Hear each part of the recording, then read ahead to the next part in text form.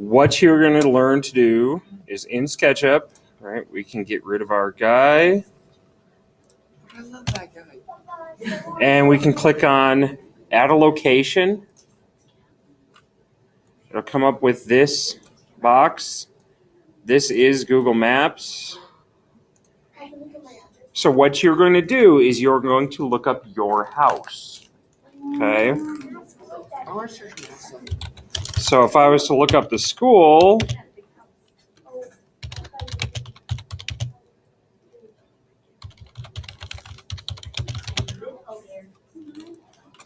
I'll look up the school. There we are. Can you see them? No. If somebody walks into the parking lot, can you see them? Plan on getting a seating chart after this. What I have to do is click, select a region. And what I want to do then is set my boundaries to where I have my whole building, and you want to get it as big as possible. And there it is. So all you have to do now is use your tools. Now look, if I'm going to use my rectangle tool, that's not going to play nicely, is it?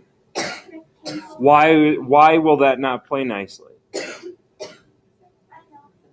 It's oriented north, south, east, west, correct?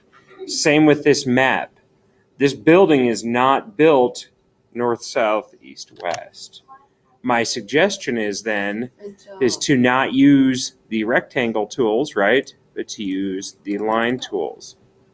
Now this is pretty fuzzy, right?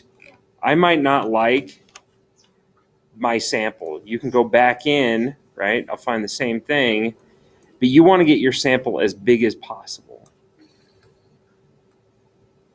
Do you see how that looks much nicer?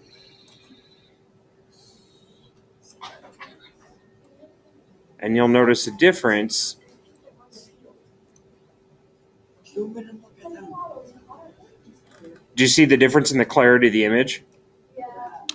That's why you want to get it as large as possible. Then you're going to take your pencil tool and start outlining exactly what you see.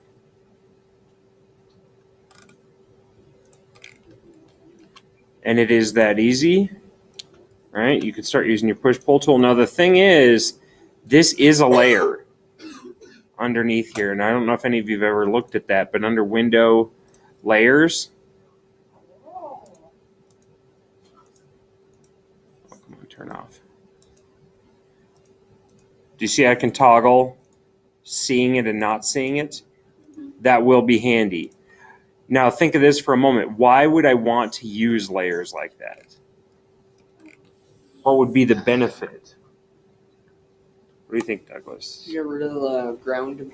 Okay, to get rid of it. But now look, I can add a layer as well. Adding a layer will, let's say, give me the opportunity to make a section of my building visible and not visible. So I'll toggle to this layer. I'll rename it. And we'll build. Now it's selected. We'll build on this section with this layer on.